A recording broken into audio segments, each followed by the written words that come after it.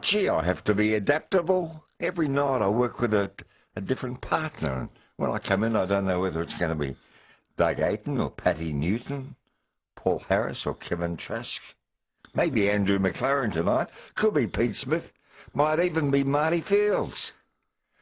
No, it's this man. This is the man. Well, a Friday night's sort of become yours over the years, hasn't it? Especially in the summer season. And here you are back again. Hello, Phil, and good evening to all the nightliners. Lovely to be here at 8 minutes past 10 on a very balmy Friday evening. Well, gee, you've had a long night. 12 hours ago, I heard you were at Chemist Warehouse. Yes, I've been around the place this morning and driving around and had a big meeting today with the Queen Victoria Market Board, which was very interesting. Lots of things. And I know you love Queen Vic, don't you? Yeah, I love taking interstate friends and overseas friends in. It's wonderful. And it doesn't cost much. I'm taking you out for the day. Am I taking them to the 12 Apostles? No, I'm taking them to the Queen Vic. And if they want to spend their money, they can. I've heard you're a bit of a personality there. You love the souvenir stalls, and everybody knows you. A lot of the traders know me, yes. Yeah, it's good. So, yes, it's been a good day, but always look forward to popping in, having a chat and catching up with all our friends on Nightline. It was terrific last Friday night. A lot of people during the week having a chat about what we were chatting about. The topics extend not only on air, but then they talk about it during the week too. Hopefully they do, and the board's lighting up already. Now, Tony Mockbell, thanks for your show. He loves it. No. But I want to ask you. Tony Moclair, not Mockbell. Don't say that. He'll be remembered. Now, I noticed tonight, I want your opinion about this. Tony was wearing shorts because it's a summery night. So too is Ken Francis, who's been working on the Mike Brady show. How do you feel about people who wear shorts to work? Oh, I think, well, Tony Moclair, Tony's come in here. There's not a whole lot of people here, so it's quite balmy. He says it's still balmy outside, and I said yes. And he's got his shorts on. I'm personally not a short. Well, I'm sitting here in a tie, so you know. But I'm not a short person. But if people like to wear shorts during the day, I wouldn't encourage it. We talked about it last week. You never know who's going to pop into the studio. I've even seen newsreaders wearing shorts. I'm not discouraging them, but it wouldn't be my style to come in here in shorts and thongs. And yet some people can look really, really smart in shorts. Somebody who used to work with us here and Channel 9 personality, Sam Newman, would always have very classy sandals, great pair of shorts, normally a nice belt, and a very, very good polo top. I mean, beautiful clothing that Sam would wear. Right. And he looks smart and, you know, obviously, you know, tall, thin, good-looking bloke. So some people can get away with it. I'll ask a question. Are you allowed to wear casual clothes to work? I'd love to get some reaction to that. I think often on a Friday, people are allowed to dress casual, aren't they? Yeah, I think some of our sales team, some of the guys and girls in sales, they have a relaxed Friday, but they know that they're not heading out to the big agencies or to the clients. So, yeah, and some workplaces, it's all the time. I mean, I've been to some places, particularly the IT companies with the real young go-getters who they're working. They know they're going to be working on a website or a screen all day, and they're very relaxed. But this is a bit different. Okay, next Friday night, expect Philip in thongs, a tank top, and shorts. That will really surprise you. Well, this will surprise you. This will really rock you because I'm fairly conservative, as you know. Yeah. So, yeah, suit and tie. Yeah. During the week, I was wearing boots up to my knees. Was that a promotion for Blundstones? No. What's the story? Kinky Boots. Oh, the new show. Absolutely. Kinky Boots is coming to town. All I'll say is that Jean Pratt and I had a wonderful morning together. Oh. She's a wonderful lady. She and is. I did something I've never, ever done in my life, and I'll probably never, ever do again. Where did you get them? But they fitted perfectly too. She supplied them. Right up to my knees, and a very funny pose. But that will all be revealed as the months go on. And I did it for a very good cause, for Beyond Blue, with a very good message. But I'll let you know, Phil, when the confidentiality runs out. Gee, Bianca and I'd like to see those photos on the Nightline Facebook page. Wouldn't we kill for that? Now, just before we take calls, we'll look at the ratings. There are so many big programs on at the moment. Do you have a copy of them also? I do, Phil. Let's start and work backwards for surprise element. from number 10, David? Number 10, last night, the TV ratings in Melbourne, this is Melbourne only, The Project, 7 o'clock, good on them. Network 10, well done. And number 9 came in at 7:30 for the ABC. Number 8, A Current Affair for the 9 Network. ABC News at 7 o'clock was number 7. Number 6, very popular, Home and Away for the 7 Network. Yeah, and I don't think Ken will be very happy that I'm a celebrity. Get me out of here. Again has rated number 5. I think they'd expect big things from that. It's only the first week. Yeah, and I know they've got some big names going in on Monday. I think the Irwin family are heading there. But yes, I think they would have liked it to be a little better than number 5. Number 4, 7 News Today Tonight for Network 7. Yeah, number 3 was 7 News at 6. Number 2, Peter Hitchener with the 9 Network News. Yeah, that was the 6 o'clock edition. And rating at number 1 was 9 News at 6:30. Isn't that amazing? Yeah, and by then they've done all their main stories. Television has the ratings every day. We have it 8 times a year in radio, and we sort of sit around and wait for the email to come through and then a follow-up phone call about the network. But imagine every morning being a program director on television. Yeah, Peter Hitchener has a conference every morning at 9, probably by phone, when the figures come out every day of the week. Every day is opening night for Peter. Now, I'm thinking of Peter because I heard you say the other night, walked across and he pops across from Channel 9, and has he still got his makeup on from doing news breaks? Yes, I would imagine so, because he goes back and does some late news breaks as well. How does that makeup affect you, Phil? Because you had makeup for years and years and years doing in Melbourne Tonight and all the quiz shows. Good question. You really need to wash it off as soon as you've finished, otherwise your skin can become very pockmarked over the years, like little moon craters. Yes. So you really need to get rid of that as soon as you can. Well, it's the first time I've ever had makeup in my life was for the photo shoot the other day for this theatrical production. All right. And I walked in, they said, there's someone to do your hair. And I said, well, that's okay. And they said, oh, it looks good. Well, wife's a hairdresser, so it should be. But then they said, we'll do your makeup. And it was rather relaxing, but I thought, imagine doing Georgie Girl or the big shows like Ghost, 8 shows a week. That's How right. it would affect you. Well, you'd keep it on all day if you're doing a matinee as well. Oh, little Peter Hitchener secret, I'll tell you, which probably no one else knows. When he comes in without a jacket, his shirt is pinned. You know how he always looks immaculate? Well, there are safety pins around, well, let me say the nipples on his shirt to keep the shirt straight and square and not crunched up. But you don't see that because when he's got the coat on, of course, you only see the front of the shirt. I'd like one of those for ties because the ties always sneak up. We used to have tie bars when we were young. Can you still buy them? Do you know what a tie bar looks like? A tie bar goes across the shirt and across there, keeps it in place. Yeah, or a little pin even. I was given a tie You could bar. wear your OA pin there on your tie to keep it straight. I was given a tie bar, Phil, and just before we go to the break, it was from a friend that I met at the pensioners' party on Christmas Day many years ago. Yeah. For 2 or 3 years, he said, I'd love you to have a present. I said, no, I really won't, thank you. I hope you enjoyed the luncheon. And he said, I want you to have this. And he gave me a tie bar, and it's beautiful. I will never, ever part with it. And I said, I know what it is. It's a jockey with a horse. Yeah. And he goes, yes, he said, I rode in the Melbourne Cup and they gave us a tie bar years and years and years ago. What's his name?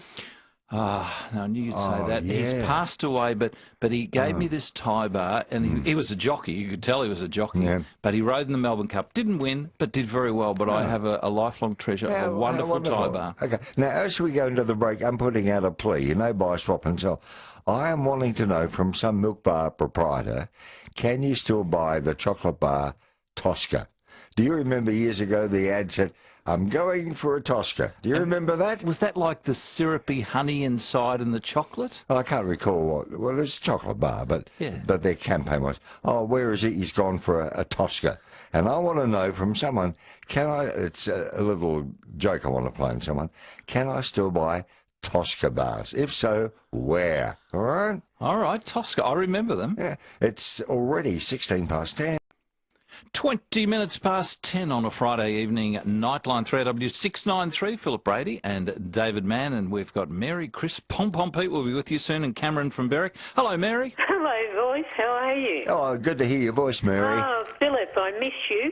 Listen, and David, Yes, Mary. I want to know how to contact you to send you a photo of Cynthia and I. Oh, Cynthia, as in Cynthia from my... Remember you gave us some tickets outside to go to that concert? Yes, I do. She's a darling. She's so happy. She wants you to have the photo to put it up on the wall in the office or somewhere. Oh, look, I tell you what, you can just send it here at 3AW, which is level 7, Yeah, 655, yeah, Collins Street, Docklands, yes. and 3008 is the postcode. Okay.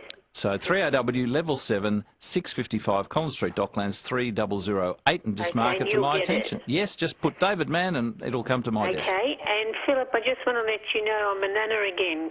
Oh, Little girl, Oh, what's her name? Quinn. When was she born? 3 weeks. Congratulations. How many times now, Mary? 4.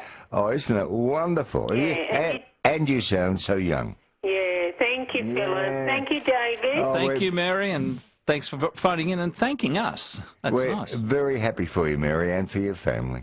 Chris, our friend from Broadmeadows, one of the regulars to Nightline. Hi, Chris. Hello, Dave. How are you? Very well, thank you. I Very feel well. very pleased with myself today. I had $14 only from a Powerball win last night, and I turned it into $315 when I was in Burke Street today. So My goodness. I got a taxi home to Glenroy, and I picked up some tobacco for $100 and give half of it to my neighbour, and I got another taxi home, and then I shouted my neighbour a slab of beer.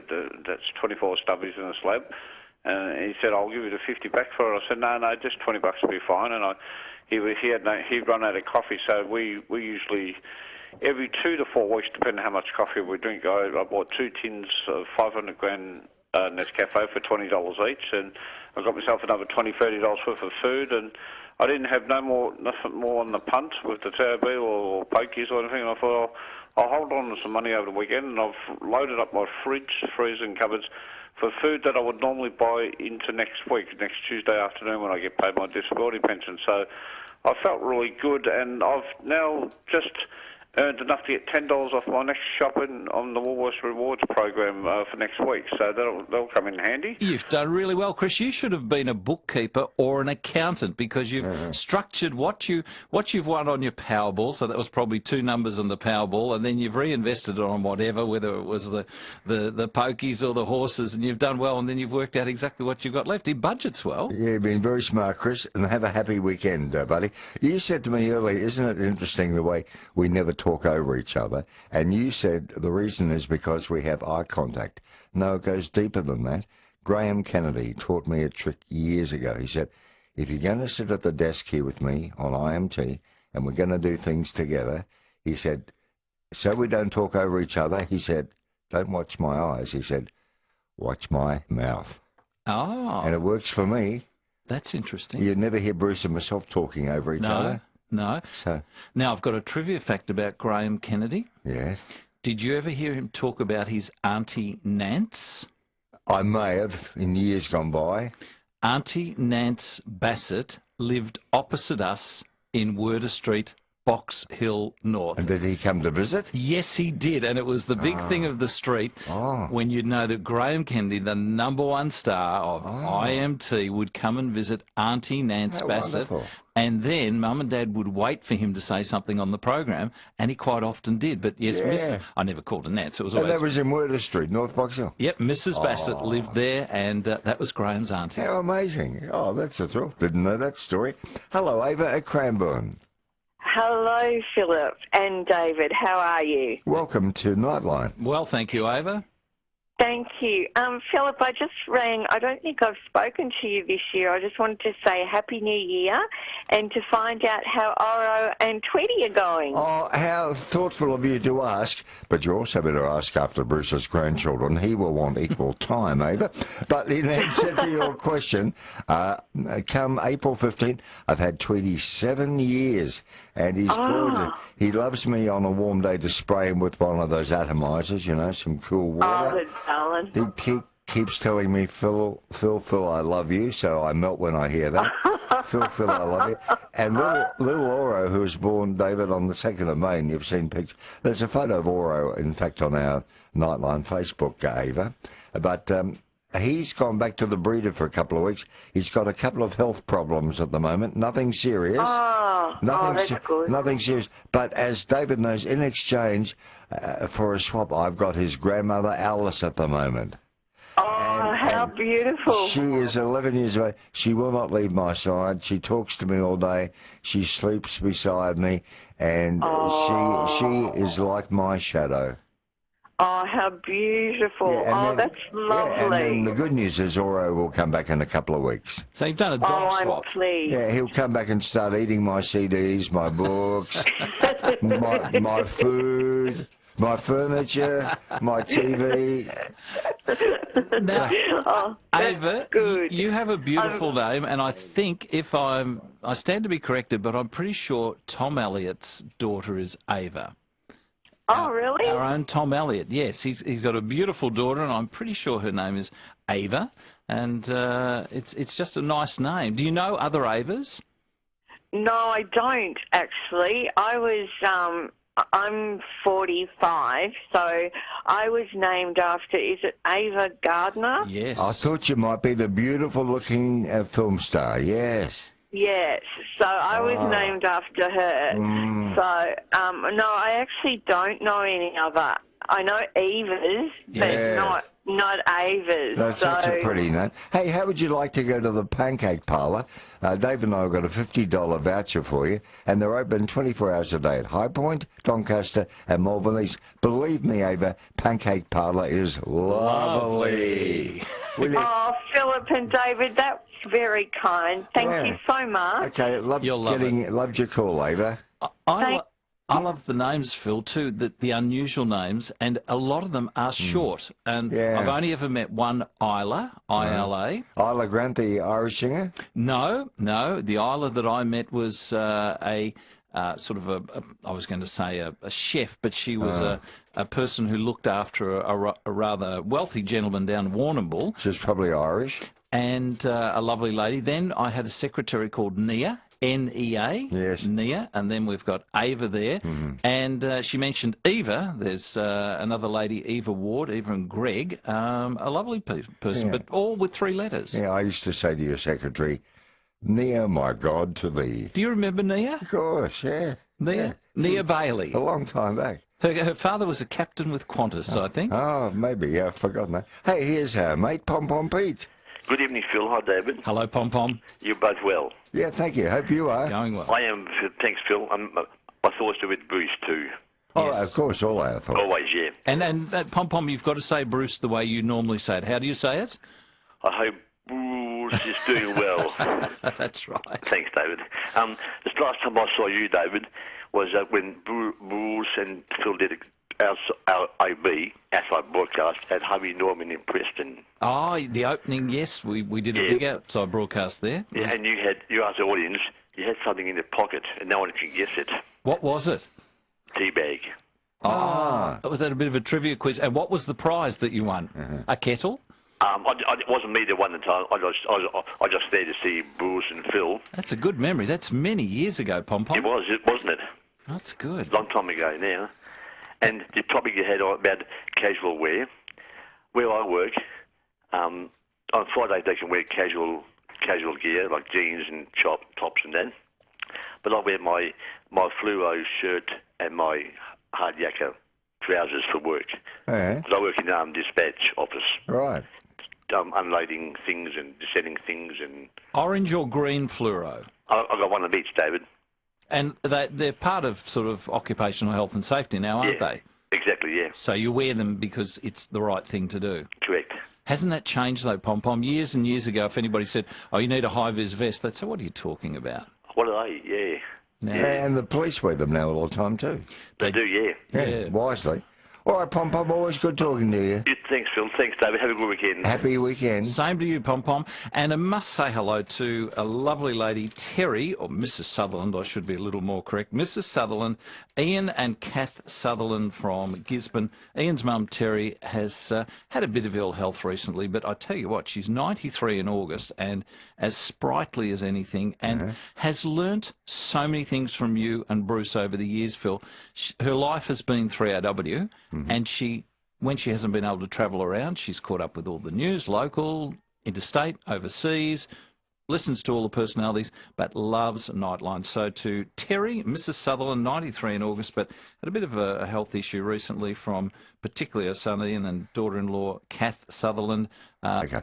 Sunday night on Remember When, we are talking to my favourite Australian author. Would you imagine who that might be? Favourite Australian author? Well, it can't be Bryce Courtley because sadly he's passed on. Lady or a gentleman? And it can't be Thomas Keneally because this is a lady. Oh, gee. Well, I know another great author. Now, let me think. Let me think. Oh, give me the initials. Elsie. Lorraine Campbell. Yes, she's written a sequel or a follow-up to Resisting the Enemy, which we talked about years and years ago. But this is fascinating. Takes us from the back streets of wartime Paris to the law courts in Melbourne in the 60s, back to Tel Aviv and Rio de Janeiro. It's the most gripping story, and it's called The Butterfly Enigma, a story of justice and retribution and love. And Sunday night we talked to Lorraine on Remember When. What time on Sunday night? I'd love to hear that. After 10 o'clock. Do you read books, Phil? Are you a big reader? I like to 2 or 3 chapters a night before I fall asleep, yeah. The funny thing is, I love my newspapers. I will read 3 or 4 newspapers every day, not on the screen, but the real physical newspaper. Yeah. But I haven't read a book since 6th form. No. And I know someone my age who's in show business who still reads, not books, but comics. Can you believe it? He reads comics. Mike McCall? Oh, I wouldn't tell because you might be embarrassed. No, not Mike McCall. I like looking at the bookstall and I think, but I just don't read them. No, some people aren't readers, but you're missing out on so much. It's a wonderful form of escapism. Have you got a Kindle?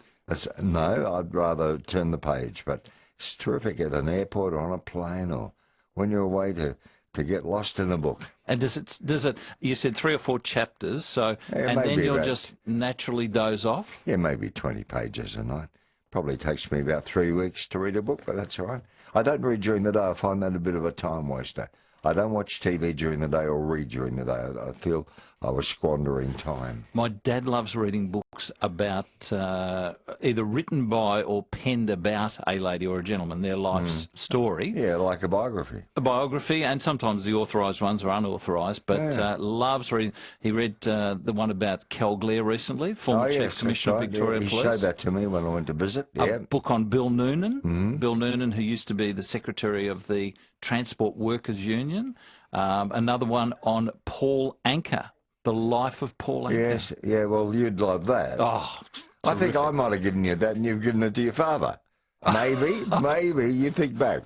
I think, no, it's a different one. No, the one you gave me I still have. Okay. Yes, and the DVD. When are we going to read a book about Craig Opie and his exploits? That'd be interesting. That'd be colourful. He could write the best book on tourism. Yeah. His mum, Laurel, always says that Craig knows so much about tourism. He really does. He won the top award at the Tourism Awards. Yeah, was that to do with Eureka Skydeck or Colonial Tramcar Restaurant? For his contribution to tourism as a state of Victoria. Yeah. And now he runs Echuca. Wouldn't he make someday a wonderful Lord Mayor? Think about that Craig Opie for Lord Mayor. Oh, if Robert Dawes listening, we'll just move on. I said someday. I didn't say when. Cameron's in Berwick. Hi, Cameron.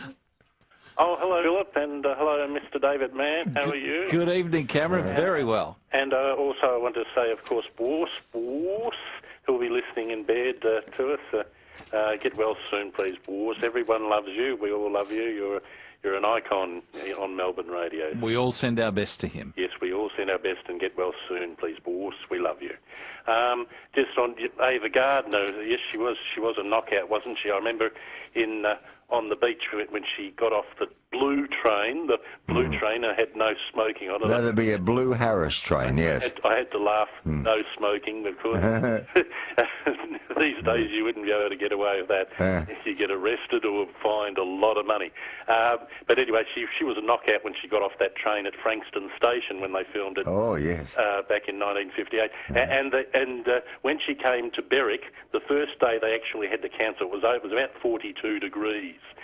So they had to film it again at the Berwick, the Wilson House in Berwick for the second time. And it was 40 degrees, and she wasn't terribly happy after that with Melbourne. I don't blame her really, because those sort of temperatures, in particular, working in front of a camera would be a hard slog. Yeah, but in fairness, she never said, Melbourne is a great place for a movie about the end of the world. That was fabricated by a journalist. Fabricated, but she still wasn't happy with the weather.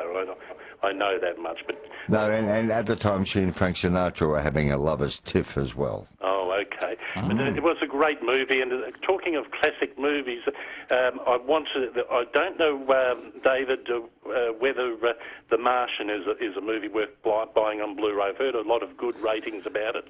It was being talked about today in a meeting that I was in, and it was a divided audience. There were about 4 of the people said they loved it, and the other 3 said, "Yep, move on. What's next?" Oh, so okay. I don't know. I haven't seen it. Okay, maybe wait till it's on TV. You see it for free, Cameron. Yeah. All right, boys. Hooroo, and have a good night. Bon voyage, Cameron. Michelle Ainsworth's at the Herald Sunday. But good evening, Michelle. Good evening, gentlemen. And I got my crystal ball here. I reckon page 1 will be more about the lettuce scare. It is, yes. We have more on the lettuce crisis, with 54 people now confirmed to be affected, and I think that number will continue to rise. We also have a investigation, a Saturday Herald Sun investigation, that the Herald Sun understands the federal government may crack down on online betting companies offering a line of credit to bettors, and instead of just giving them a line of credit, they will actually have to apply like you would a credit card and have to go through the same checks to see if you can actually afford the credit that you're being given. So that's something that the federal government is apparently looking into. Okay, and one more headline, please. I think this is an interesting one. Everyone should have a bit of a read on. An former ANZ trader is suing the bank because of its toxic culture, and in documents lodged in the bank's defence, it has put in 400 messages that were sent between the man and his co-workers, in which he talks about drugs and alcohol and whom he might have slept with and all sorts of things. So just a bit of an interesting one. Just goes to show everything you do at work stays at work, even when you leave. And Michelle, part of the Saturday Herald Sun that I particularly like is the real estate feature. I love real estate. I love looking at what's happening, and you feature various homes that are coming up, or apartments or commercial that's going to be auctioned, and it's a really good lift out. It is, yeah, it's great. Everybody's out, this is one of the peak times for house hunting in summer, so that's the one to have in your hands. All right, happy week again, Michelle, to you and everyone at the Herald Sun. You too, thank you. Good night. Colleen is on the line from Mornington, and I was very close to Mornington on Australia Day, Phil. I was the Australia Day ambassador at Mount Eliza. Oh, good. But Mount Eliza have their Australia Day ambassador, and I think Mornington have one, but beautiful part of Melbourne, Mornington. Hi, Colleen. Hi, guys. How are you? Very good, thank you. Just a quick call. Phil, apart from tonight on TV, your favourite films on TV, on Fox, your Third Man. Oh, is that true? Well, I've said it that many times. Yeah. Well, just can you explain to me what the importance of Shrove Tuesday? Oh, well, yes, it's the day before Ash Wednesday, and it's the last day you can really let your hair down, because once Ash Wednesday comes, which is next week, that's a time for Christians for 40 days of fasting. And so Shrove Tuesday is also called Pancake Tuesday. Overseas, like in Rio de Janeiro, they have a huge Mardi Gras parade, like our Moomba Festival, only much bigger.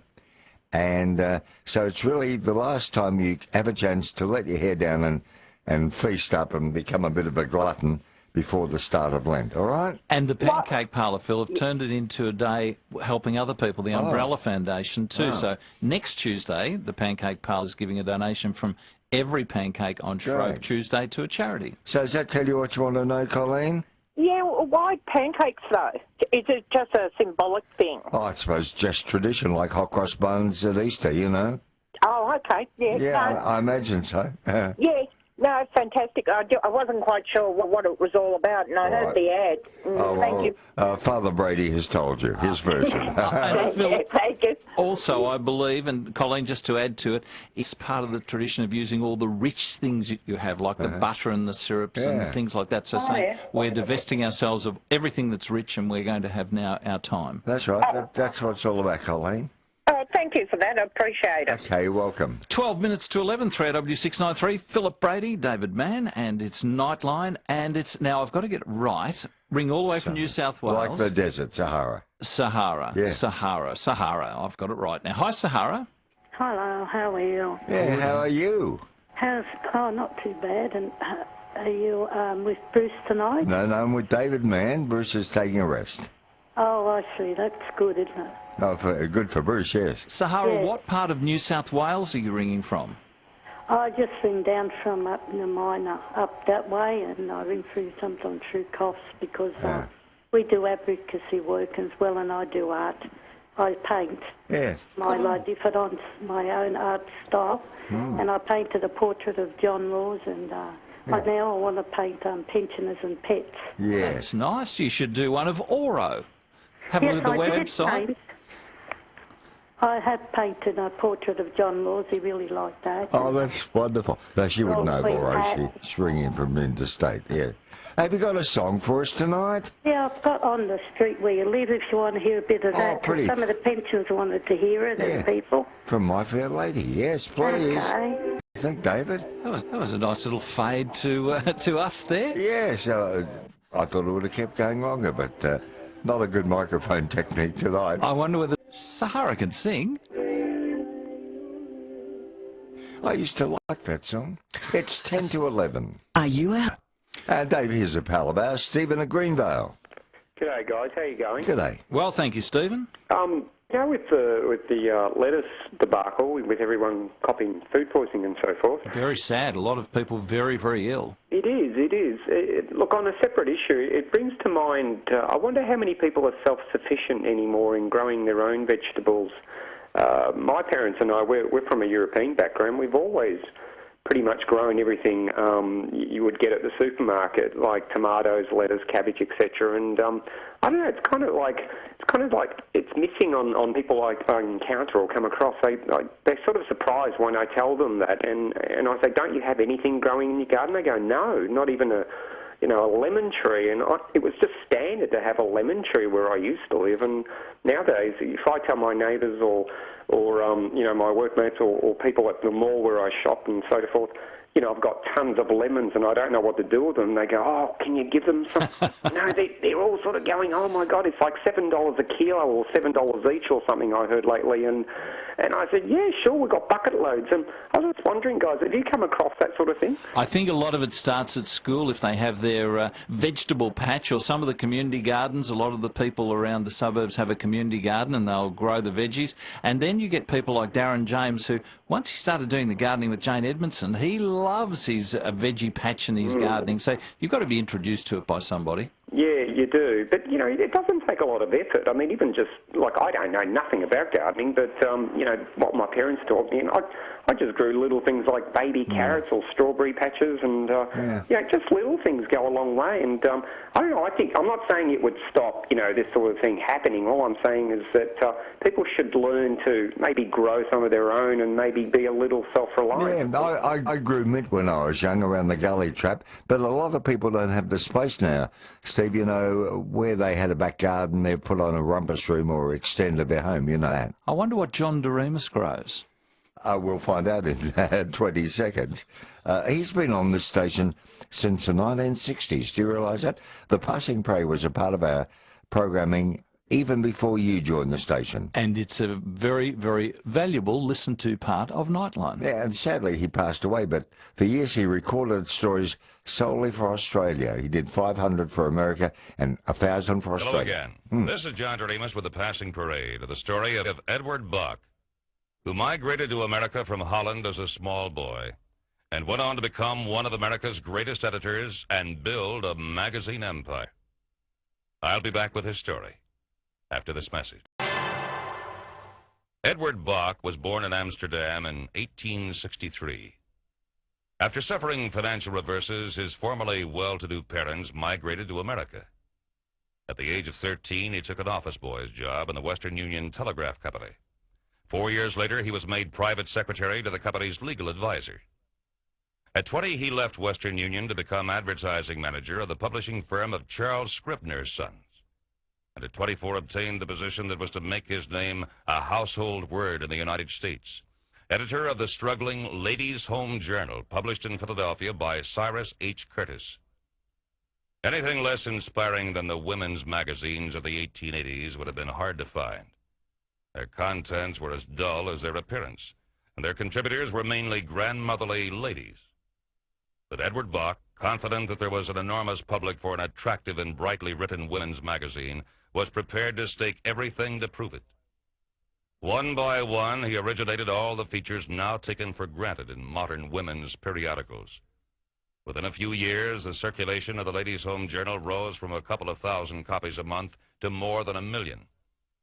With success, Bok grew bolder and instituted reform campaigns, some of which rocked America. Regarding women as intelligent human beings who should know the facts of life, he ran a number of authoritative articles on the appalling incidence of venereal disease. There was an immediate storm of protest, and sales dropped 50%. But Bok held out, and before long, sales were better than ever. In 1896, he married Curtis's daughter, Mary, and became vice president of the Curtis Publishing Company. 2 years later, he advised Curtis to buy a tottering but long-established weekly paper called the Saturday Evening Post for $1,000. This moribund publication was placed under the control of a lively young Boston reporter, George Lorimer. Inside 3 years, the Post was also selling in millions, and Bok and Lorimer became joint seizers of the American magazine empire, with Philadelphia as their capital. Between them, they commanded more authority than any other two journalists in American history. In 1920, Bok retired, leaving Lorimer at the head of the Curtis Company. Declining an appointment as United States ambassador to the Netherlands, he settled on an estate in Florida and devoted his remaining years to music and the study of birds. In 1929, he presented the state of Florida with the Lake Wales Bird Sanctuary, where he built the famous Singing Tower, the largest carillon in the world, standing over 200 feet high. The Bok carillon was equipped with 61 bells, weighing more than 10 tons. And when he died in 1930, Edward Bok was buried at the foot of the tower. One of the giants of world publication, particularly in America, Edward Bok. This is John Doremus. Our time is up, and goodbye for now. The latest news. After a perfect day today, here's my neighbour, Dean Stewart of the Bureau. Hi, Dean. Yeah, good evening, Phil, and good evening, David. Good evening to you, Dean. Now, Dean and I only live 10 houses away from each other. Over the weekend, you just have to come and meet Alice. Alice? I thought, is this a friend for Oro? No, it's more than it's Oro's grandmother. Oh, right. So come ring my doorbell and we'll introduce you to the girl. What are you dog sitting, are you, Phil? Yes, I the more the merrier, you Dean, know. There's a big story to it, so we haven't got enough time to go into it. I'm the Piper of Dogland, Dean. Right, yeah. Okay. Oh, well, yeah, I'll send Buddy around. He can meet him as well. He's my dog. I know. Now, a perfect day today, wasn't it? Yes, it made it up to quite warm right towards the latter part of the day. 29.4 just after 5 o'clock this evening was our maximum. And, yeah, sunny skies right through the day, of course, and it's going to be a repeat performance tomorrow, in fact, a touch warmer. A top of 31 in the city after a morning low of 16. We're currently sitting on 20 degrees, so falling down to 16 in the early hours of the morning and sunny skies once again. Okay, explain to David that Buddy is not your wife, please. Now, Dean, a question. Years and years ago, the temperature gauge and the wind gauge used to be on that little block of land almost sort of at the end of La Trobe Street as you go into Victoria Parade. Where is it these days? Yeah. A couple of years ago, we got our new station at Olympic Park, so it's not far from where Collingwood have their training down at the old Olympic Park area there, just across from the Yarra. So it's much better there. It doesn't get influenced by all the cars going past it and the big buildings. So they sort of caused a bit of havoc with our old station. So that's where it's moved to now. So when we're saying the temperature in town is 21 degrees, is that from that point there? Yes, it is. So that's our official Melbourne City observation. Okay, it's sort of on the edge of the city now, but it's a far better exposed site to the wind coming across the parkland there. Good question, David. How about Sunday into next week, please, Dean? Yeah, look, Sunday's also looking pretty nice, Phil. A top of 27, so a touch cooler, but mostly sunny skies once again. So perfect weekend coming up. And then into early next week, look, a bit more cloud around Monday morning, but it should be a sunny afternoon once again. A top of 25, so a touch cooler on the Monday. Then back up to 29 on Tuesday, and again, I think there'll be some morning clouds, sunny afternoon. Wednesday, Thursday, 25 on Wednesday and 23 on Thursday. By then, just a slight chance of a shower, but mostly dry conditions right through the week. So tomorrow's the warmest day in the next week by the look of it. It looks like it, so yep, get those bathers out, Phil. Okay, thanks. See you at the weekend, but bye, Dean. You can get the shorts ready, Phil. So we were talking about shorts earlier on. We have a little wading pool for Oro at home. Oh, yeah, went to Bunnings, bought him a little jacuzzi of his own, for sure. You've got the spray, like the perfume dispenser for the Tweety. atomizer, in the bottle, and for Oro, he's got his own pool. Oh, yeah. Is Oro long-haired or short-haired? No, he's a golden retriever. They're all long-haired. And do you have to shave him in winter? In summer, No, I choose not to. Leave them au naturel, They're natural beauty rather than shear them and make them look like sheep. But how does he cope in the heat? Beautifully, because they've got sweat glands and things. Trust me, he's all right. He's comfortable. That's why he's gone away for a holiday. He's not suffering. Hi to our friends. No, I'm having the holiday. 3AW Wangaratta, TQ and Deniliquin, to those tuned to us on DAB+, phone apps, or around the world on the internet.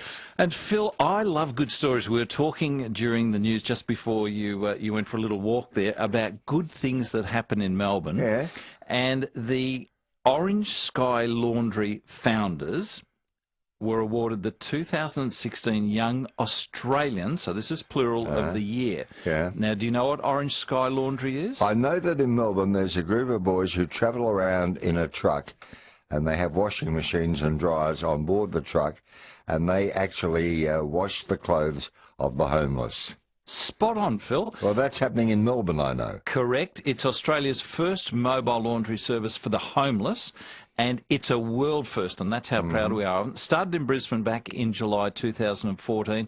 Two 20-year-olds, so these are young people, having to relate to the homeless.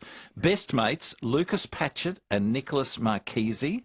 And what they did, they got the custom-fitted vans. They've been servicing parks, drop-in centres all across Australia, so not just here in Melbourne, the wider community, 2 industrial washers and dryers in each van. Yeah.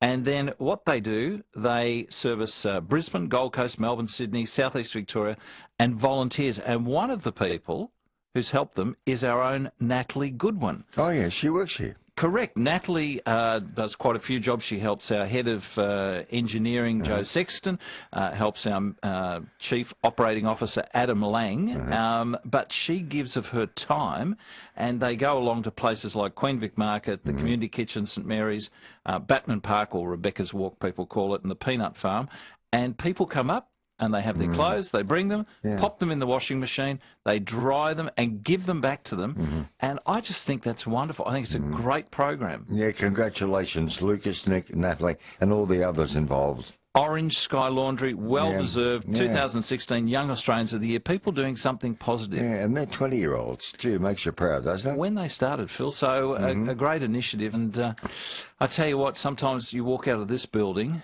and it doesn't have to be at night. You can walk out of here to go across to Southern Cross Station to pick up something to eat, or downstairs, and you see the homeless. And Annie and I saw some people less fortunate than ourselves on Australia Day, and you think, my goodness, how can we help them? And these are the ones who genuinely need help. Yeah, no, hats off to all of you folks. You are heroes for us. Chris is in Hastings. Thanks for waiting, Chris. Thank you, Phil, for having me, and David. Thank you, Chris, for ringing in.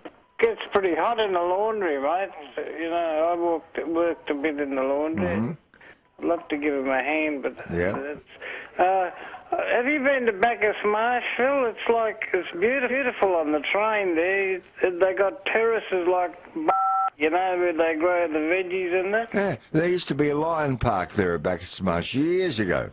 No kidding. They keep a lot of trotters up there too. Oh, yeah, it's a beautiful part of it. Mary Hardy came from up around there. That's right. It's a beautiful drive into Bacchus Marsh. I come across sometimes. Along the Avenue of Honour? Yes, and there's some beautiful properties there. And it's a great place to take people who are visiting. If you say, look, where can we go? You know, everybody goes to the Great Ocean Road, right to the Yarra Valley. But, you know, Bacchus Marsh is a beautiful town. And everybody walking around Bacchus Marsh, I went there actually to do a Man About Town for Stockdale and Lego some years ago. And I'm walking through the town just because I still use a Melways, figuring out where I was going. Everybody said, good morning, good morning, good morning. I went, how good wonderful, morning. yeah. I was in a suit and tie. Okay.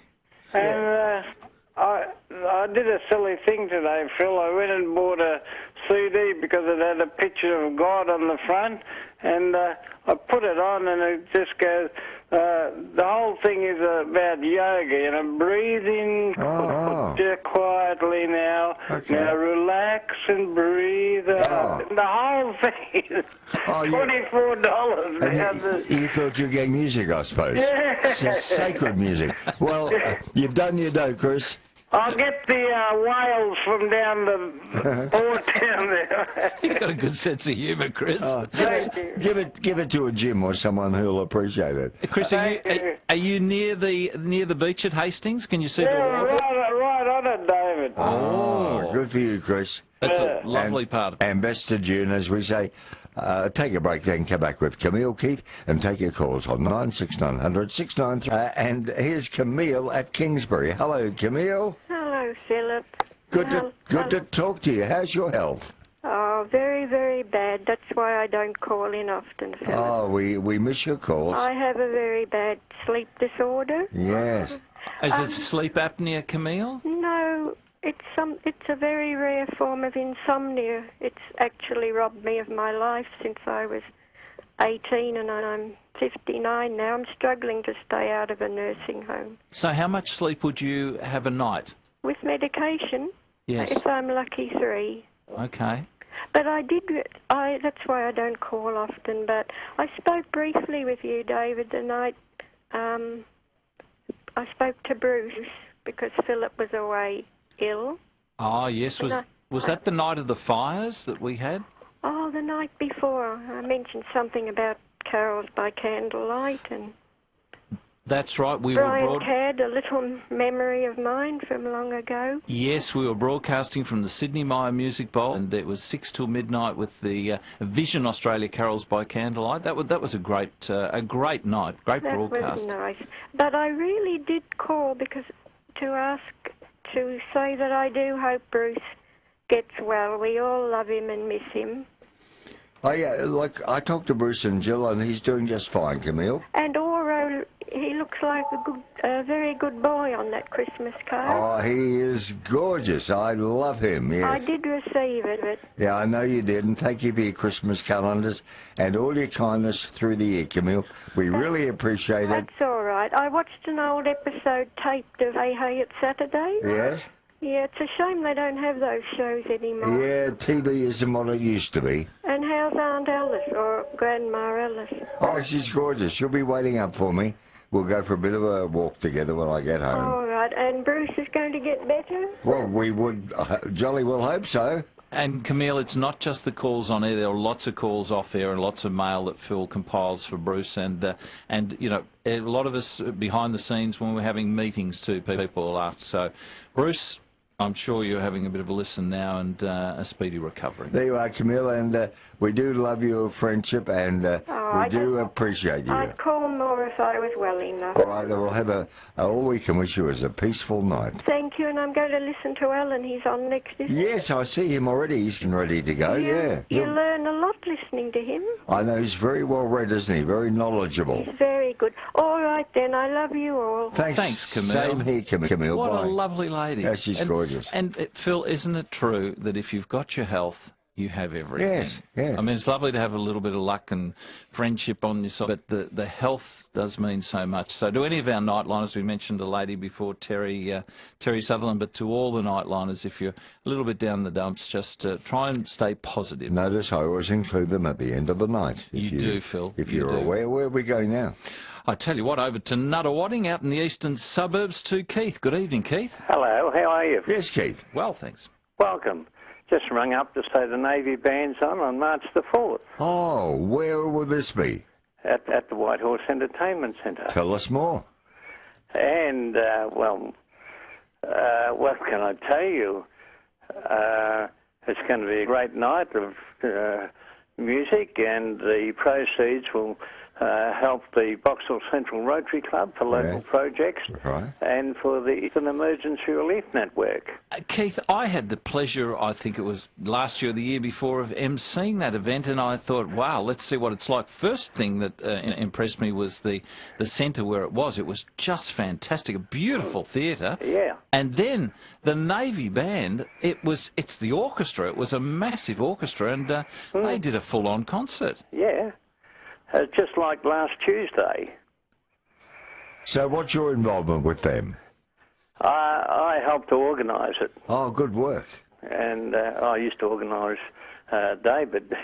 That's right. I remember coming White Horse Road, Nuttawading, as you're heading east on the left-hand side, and you go down behind the council offices. So the concert has taken place? Yes, March the 4th. No, not till the 4th of May. It's coming up on the 4th of May. And why don't you give us a reminder the week of the concert? And I first met you, Phil, in 1954. Yes? When you came to Woolworths in the city.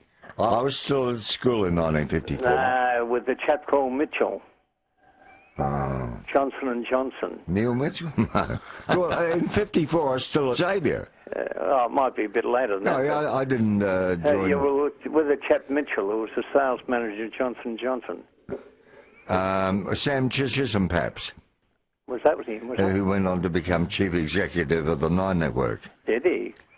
All right, thanks, Keith, for the memories. March the 4th at the White Horse Centre. Yeah, we'll give you a plug the same week earlier. It really was good, Phil. Good. Do they have strings as well, or is it all brass? No, they had an electric piano, which sort of had the string section on it. But I went along and thought, I used to love the Police big band, the show which band. is disbanded, sadly. And they've still got the pipe band and some of the others. But this was a fantastic band, and I big rap for our Defence Forces. I always say to the people who have served or are serving, we salute you. Aren't they good on Australia Day, marching up Swanson Street? Yes, and then we do the service up at the Mount Macedon Memorial Cross on Anzac Day. And we were at Mount Eliza on Australia Day this year. Yes, I was with one of your listeners, Gary Turner. I know. Who often rings in. He was the MC. Yeah, and 2 years in a row he's invited me to be the ambassador. What's gone wrong, Gary?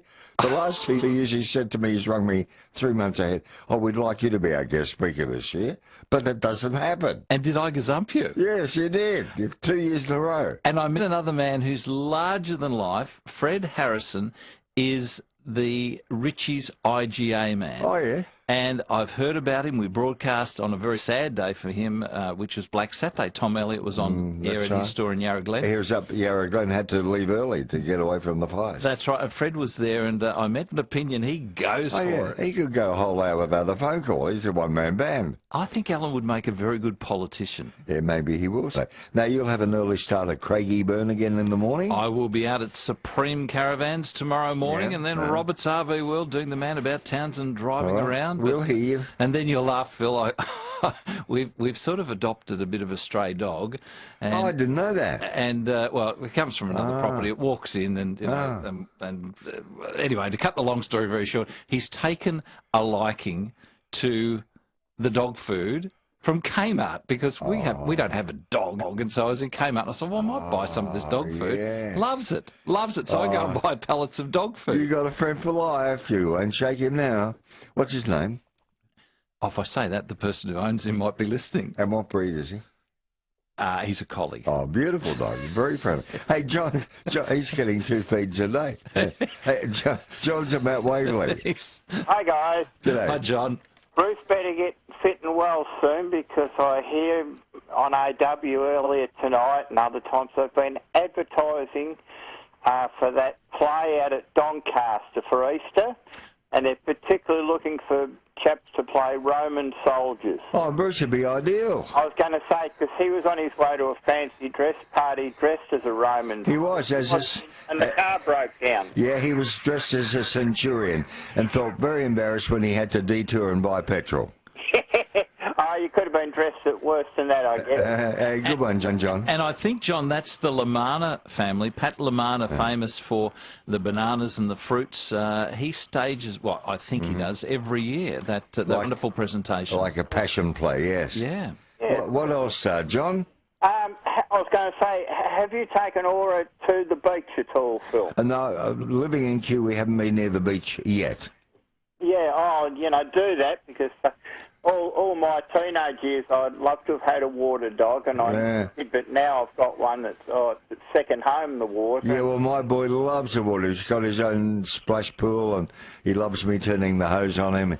He gets under the shower with me. Oh, great. No. One last thing.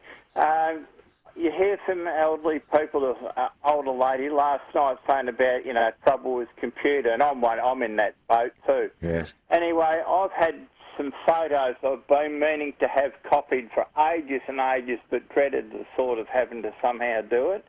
Anyway, I went down to the local office works, and that happened to be in Warrigal Road here the other day. Yes. And I said to them, look, I've got about 15 photos, but I just haven't got any idea of how to work this, computer and electronic stuff. And I said, I don't even mind paying extra to have it done. Yeah. She said, no, don't worry. She went and got a young girl who wasn't busy at the time, and they did everything for me, 10 cents per copy. I know. Good on them. It was I got 2 copies of everything, so $3 for, 30 photographs. Copy. It was good. Give them a mention, John. Which one was it? Which office works? Yeah, office works at the corner of Waverley Road and Warrigal Road, where the old Astro factory used to be. I know exactly, and all office works would provide the same service, Yes, I'm sure they would. Yeah. So keep it in mind. They're very helpful. I was very pleased. Yeah. All that for $3. You did well, John. I certainly did, and I'll be going back again. Yeah. Thank you. Good on you, John, and well done to Officeworks. Things like that happen, Phil. John was talking about not being very good on the computer. I'm not very good with a car, so I know how to drive it, but I really don't know what all the things are. I'm not a technical person, so... Do you use cruise control? If I'm on the country roads, you do? yes. I've got that on my steering wheel. I've never used it, ever. No, I've used that when I go to the Grampians or places like that for a fairly long drive. Oh, okay. But the other day, a symbol came up, and I was coming back from the airport, and the symbol came up on the car, and I thought, I'm not sure about this. Oh, red light came on. And I drove to the corner of Mount Alexander Road and Wellington Streets in Flemington. Yes. And it said electrician, auto technician. Right. And I drove in, and the hoist, he was working on a car. And I said to the gentleman, I haven't made an appointment. I've just driven in because this has come up on the dashboard. I'm happy to pay you. Can you tell me what's wrong with the car? Because I don't want to keep driving it. And he looked at me. He said, no problem, sir. He said, let me have a look.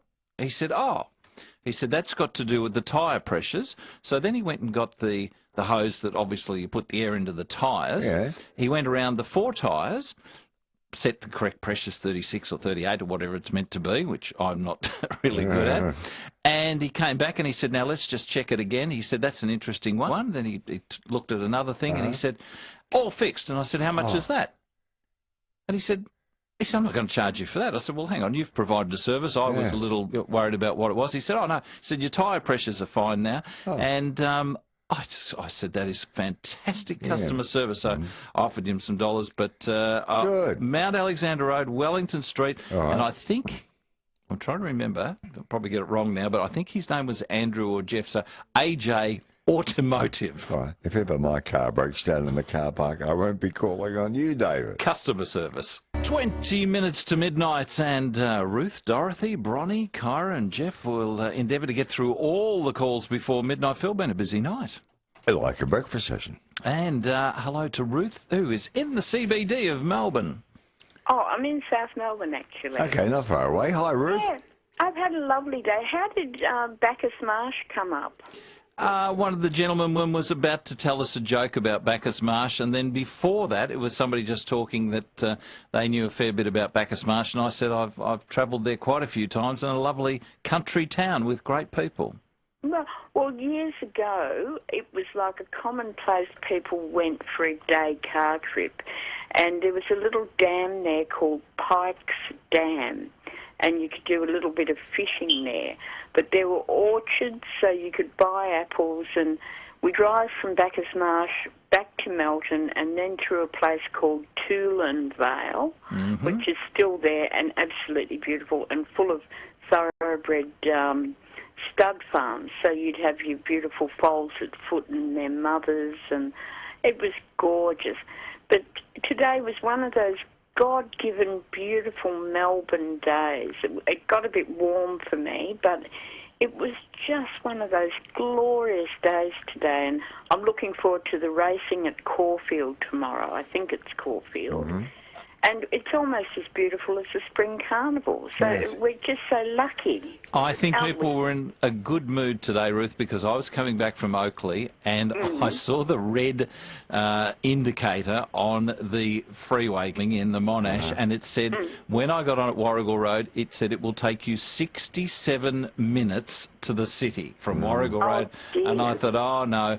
And I think because it was such a lovely day, all the motorists were very polite and people were in a good mood. But it was a lovely day. Going to be warm again tomorrow. 31 tomorrow, Ruth. I think there was racing tonight at Moonee Valley from memory as well. And there was a gentleman calling the... in Mandarin. In Mandarin. I know. I heard him on the Neil Mitchell show. He was very good. Yes.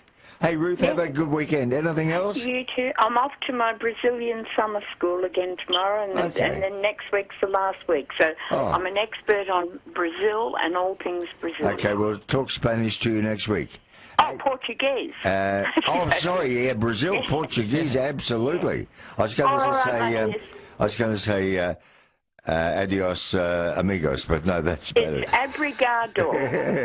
I should know that. Okie dokie. Bye. Thanks, Ruth. All the best. Dorothy at the Basin. Good evening, Dorothy. Good evening, and hello to you, David, and hello to Philip. Yeah, hi, Dorothy. Now, Lindsay, you remember Lindsay, formerly of Q? Yes. And he rang in one night to say that would be his last call. Obviously, he was having trouble with his throat. It sounded like cancer or something to me. He was going to have, he told us, a total jaw reconstruction, and as a result, he's probably finding it hard to speak. I see. Well, I was just wondering if he had a friend or someone like that so that they could let us know how the poor boy is. Yeah, nice. It would be good to know, wouldn't it? It would be lovely to know. I've been praying for him. That's the best I can do. I should have rung a bit earlier. I might ring again on Sunday night. Yeah. Early, because, it's a bit late now for some people to be up and about, I guess. Yeah, and on Sunday we start at 8. We have the 4-hour show, you know that. That's right, yes. So, yeah, call back. That's very compassionate of you.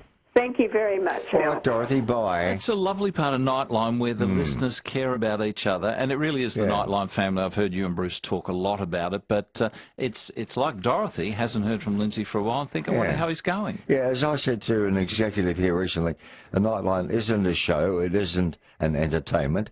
Nightline is a comfort zone. Think about that. Caring, and people like Bronnie make it very, very popular. Yeah, for sure. And Ruth, who just spoke to us.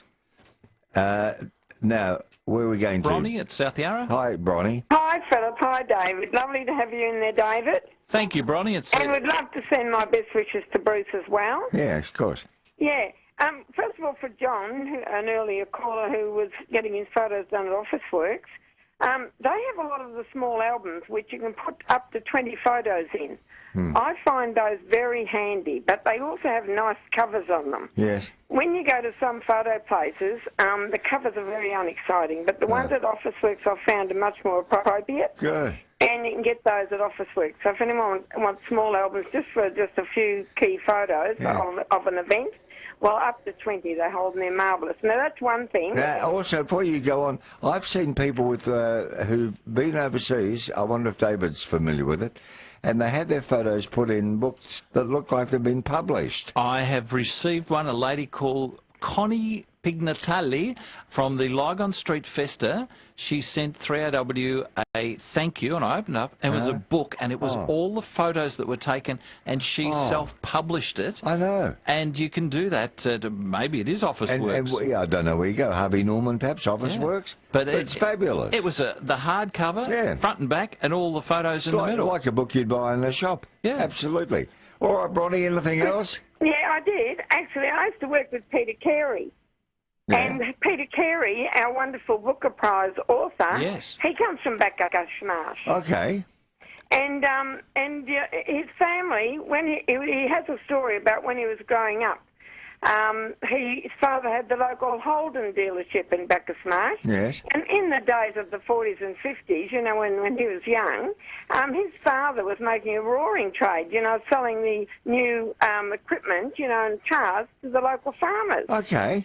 And then, of course, as you know, Peter Carey, our famous Booker Prize author, who's written fabulous books like Oscar and Lucinda, The Tax Inspector, and many others. Yeah.